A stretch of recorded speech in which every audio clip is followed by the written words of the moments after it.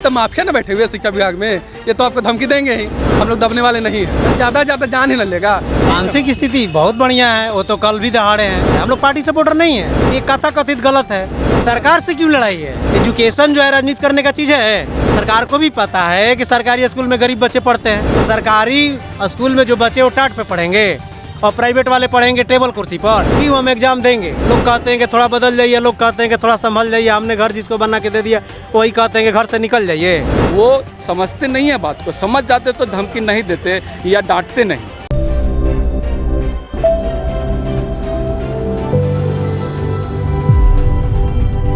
8 minute 10 second का एक audio बहुत ज़्यादा वायरल हुआ है।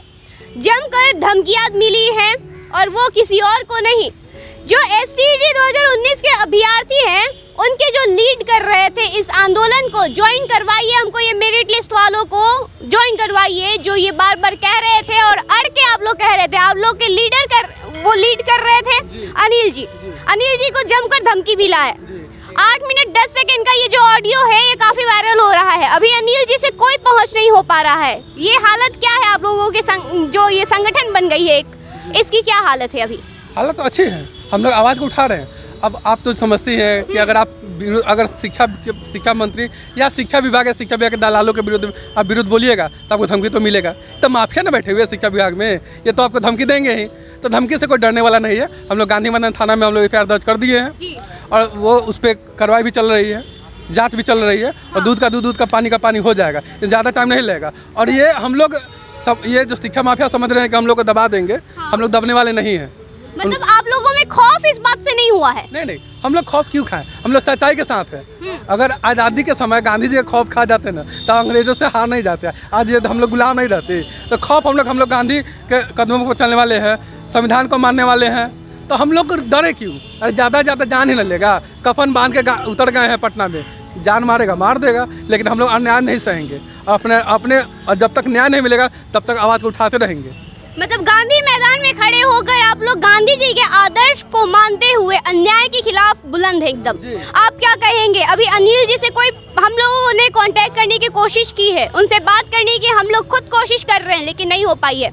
आप लोग क्या कहेंगे? अभी उनकी हालत, अभी उनका मानसिक स्थिति कैसी है? अभी मानसिक स्थिति बहुत बढ़िया है, वो तो कल भी दहाड़े हैं। तो शेर तो हमेशा दहाड़ेगा, क्योंकि कुछ शिक्षा माफियाओं के द्वारा और कुछ गलत लोगों के द्वारा यदि इस पढ़ने वाले मेरिट विद्यार्थियों को धमकी दिया जाता है तो हम लोग उससे डरने वाले थोड़े हैं। मतलब डर एकदम नहीं है आप लोग, ये ना? क्यों डर? लोकतंत्र में जो संविधान बनाया गया है और भारतीय संविधान का आर्टिकल 19 के हमें बोलने का आज़ादी देता है और कहीं घूमने का आज़ादी देता है।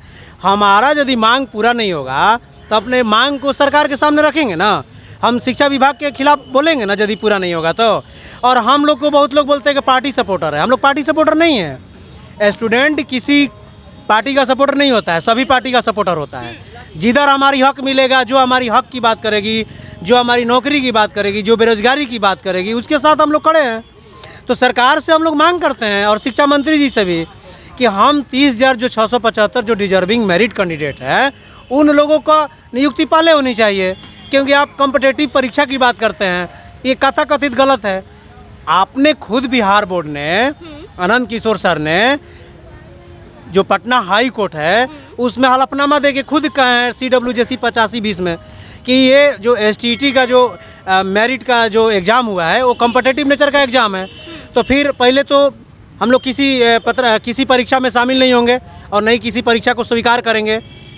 मतलब आप लोग आरंभ से अभी तक, ये जो अभी स्टार्ट हुआ था तब से अभी तक यही बोल रहे हैं कि हम लोग योग्य हैं और हमें बस नियुक्ति चाहिए, और कोई बड़ी लड़ाई तो नहीं है ना आप लोगों की सरकार से? बिल्कुल लड़ाई नहीं है। सरकार से क्यों लड़ाई है? सरकार जो है हमारी अंग है और हम सरकार के अंतर्गत ही आते हैं। लेकिन हम जनता, हम लोग और हम पढ़ने वाले, यदि हम लोग परीक्षा कंडक्ट करके आए हैं, फेस करके आए हैं, तो सरकार का, आप यूनेस्को का रिपोर्ट नहीं पढ़ते हैं? क्या दिया है यूनेस्को के रिपोर्ट में अभी 2 दिन पहले कि बिहार में 2,20,000 शिक्षकों की ज़रूरत है और शिक्षा मंत्री जी कहते हैं कि अन्य राज्यों की अपेक्षा अच्छा है। अरे भाई, आपको तुलना ही करना है तो आप केरला से तुलना कीजिए ना। आप बीमारू राज्यों से तुलना करके अपने को भी बीमार बनाते हैं, तो ये तो अच्छी बात नहीं है ना। आपके यहाँ सीटें खाली है, आपके यहाँ 37,000 की केवल विज्ञापन, केवल बहाली की मांग कर रहे हैं हम लोग, तो आप इसको लेने में इतना कतरा रहे क्यों? पॉलिटिक्स तो आप कर रहे हैं छात्रों के साथ।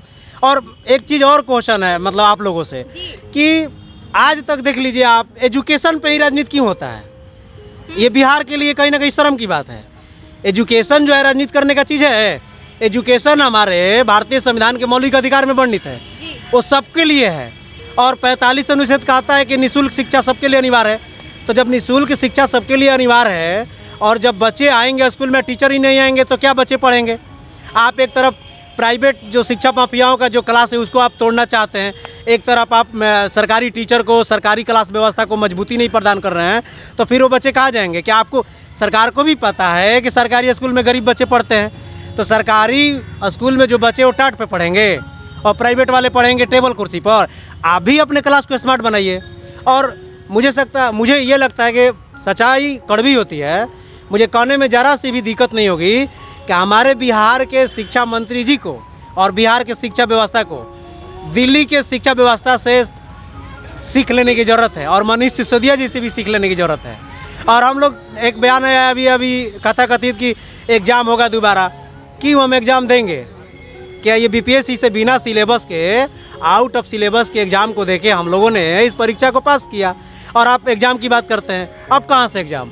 हम स्टेट कोर कमेटी और छात्र एकता मंच, ये पूरे लोग मिल के और इस परीक्षा का हम लोग विरोध करेंगे। और हम लोग को नौकरी देने के बात आई तो आप कहते हैं भगा देंगे। लोग कहते हैं कि थोड़ा बदल जाइए, लोग कहते हैं कि थोड़ा संभल जाइए, हमने घर जिसको बना के दे दिया वही कहते हैं कि घर से निकल जाइए। ये कोई बात हुआ शिक्षा मंत्री जी? नहीं, हम लोगों को आप नियुक्ति दीजिए, पढ़ने वाले लोग हैं, हम लोग आपके सपोर्टर हैं। किसी पार्टी में पॉलिटिक्स फेस नहीं कर रहे हैं हम लोग, बस अपने मांगों को अपने सामने रख रहे हैं। और विशेष हमारे सर लोग हैं, ये भी बताएंगे। अच्छा, एक बात और, जेपी जी का आज जन्मदिन है। इसी अवसर पे आप लोगों से हम मिल भी रहे हैं। आप लोग काफ़ी आंदोलित हो गए हैं और जेपी जी जो छोड़ गए हैं पीछे लेगेसी हमारे लिए, उससे पे आप क्या कहेंगे? मतलब आप लोग किस तरह से इन चीज़ों को सामने हमेशा रखते रहेंगे हम डरे बगैर, क्योंकि बहुत धमकियाँ मिल रही हैं अब तो? जेपी आंदोलन से हम लोग सुने हुए हैं और पढ़े भी हुए हैं। तो जेपी आंदोलन जिस समय हुआ था उस समय भी तो भ्रष्टाचार के खिलाफ ही हुआ था ना। तो अभी भी हम लोग उन्हीं कदम में चलते हुए आज 2 महीना से हम लोग ये पटना की धरती पे अपनी मांग को मांग रहे हैं। जो भ्रष्टाचार हम लोग के साथ हुआ है, जो मेरिट वाले के साथ भ्रष्टाचार हुआ है, मेरिट को और नॉन मेरिट को एक कर दिया गया और शिक्षा मंत्री जी आके कहते हैं कि मेरिट और नॉन मेरिट एक है, ये अर्थहीन होता है। अब कौन सा कॉलेज और विश्वविद्यालय में शिक्षा मंत्री जी पढ़ के आए हैं जो कहते हैं मेरिट और नॉन मेरिट एक होता है? आप लोग 2 महीने से उनको यही बता रहे हैं। 2 महीने से जब से आरंभ हुआ है तब से आप लोग यही बात कह रहे हैं कि ये किस तरह से ये क्वेश्चन आप लोग बनाए हैं। वैसे एक लास्ट में आपसे ये पूछना चाहते हैं कि जो वर्तमान में जो स्थिति बन गई है, मतलब धमकियां मिल रही हैं, आप लोगों पे प्रेशर बनाया जा रहा है, जिस तरह के वीडियो और ऑडियो वायरल हो रहा है, इस पर आप क्या कहेंगे? इस पर आप लोग किस तरह से संगठित रहेंगे? बिना किसी ऐसा पॉलिटिकल सपोर्ट तो नहीं है ना आप लोग के पीछे? तो आप लोग एक इंडिविजुअल, यहाँ पे मध्यम वर्ग से आने वाले, परिवार से आने वाले लोग हैं, इन सारे प्रेशर्स को आप लोग कैसे झेल पाएंगे? सबसे बड़ी बात यह है कि जिसने भी मान लिया धमकी दिया है वो भी जो है एक मतलब रास्ते पे उनको लाना हम लोग का काम है। रास्ता पे ये लाएंगे, उनको समझाएंगे, बताएंगे कि आप जो समझे हैं वो गलत समझे हैं, हम लोग सही रास्ते पर हैं और मांग करते हैं अपनी नियुक्ति का। क्योंकि जो हम लोग जो है पढ़ लिख कर के आगे बढ़े हैं, इसमें बहुत सी महिलाएं भी आगे बढ़ी हैं, उन लोगों को भी रोका जा रहा है। आप महिलाओं के लिए बोलिए, ना धमकी दीजिए। आपके घर में भी बच्चे होंगे, आपके घर में भी बेटियां होंगी, ऐसा थोड़े है कि जो आपके घर में कोई ना होंगे या आपके गांव मोहल्ला में कोई ना होंगे। ठीक है, आप नेता होंगे या मेरिट में होंगे या डिमेरिट में होंगे, जो भी होंगे आप जानते होंगे, लेकिन फ़ोन उठाए धमकी दे दिए, और इससे क्या होगा? आदमी आगे बढ़ता है, आपका सहयोग हम लोग चाहते हैं, न कि आपका जो है वो जो है फ़ोन पर धमकी चाहते हैं। सहयोग कीजिए। क्योंकि बच्चा बढ़ेगा तो बिहार बढ़ेगा, बिहार बढ़ेगा तो बिहार में नाम रोशन होगा और शुभम जैसा लड़का फिर पैदा लेगा और टॉप करेगा यूपीएससी में।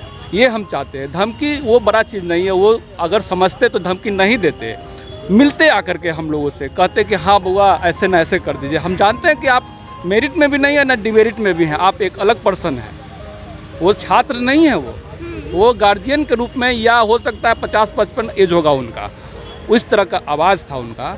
वो समझते नहीं है बात को, समझ जाते तो धमकी नहीं देते या डांटते नहीं, धमकी नहीं मानते हम उनको, वो समझे नहीं है बात को। अगर समझ जाते तो ऐसा बोलते नहीं। अगर बोल करके भी अफसोस में लगे होंगे वो, अब बोल नहीं पा रहे हैं कि अब हमसे गलती हो गया या हम ऐसा कुछ बोल दिए।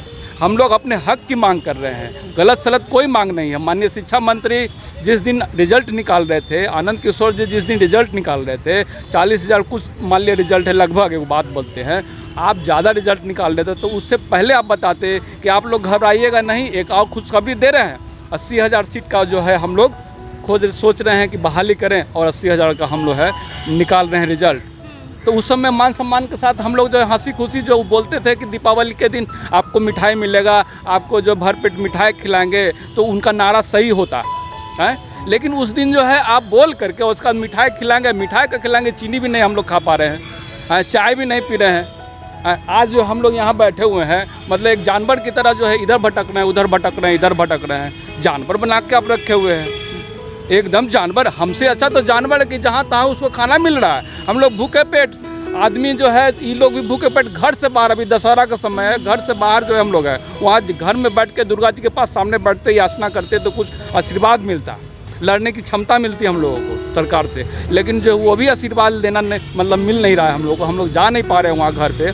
तो सवाल यही है कि हम आरजू विनती करके थक चुके हैं, अब न्यायालय से गुहार करते हैं कि न्यायालय जल्द से जल्द इस मैटर को कठोर से कठोर आदेश दे और लाइन बाय लाइन समझा के आदेश दे कि न इधर झाँक सके सरकार, ना उधर झाँक सके सरकार।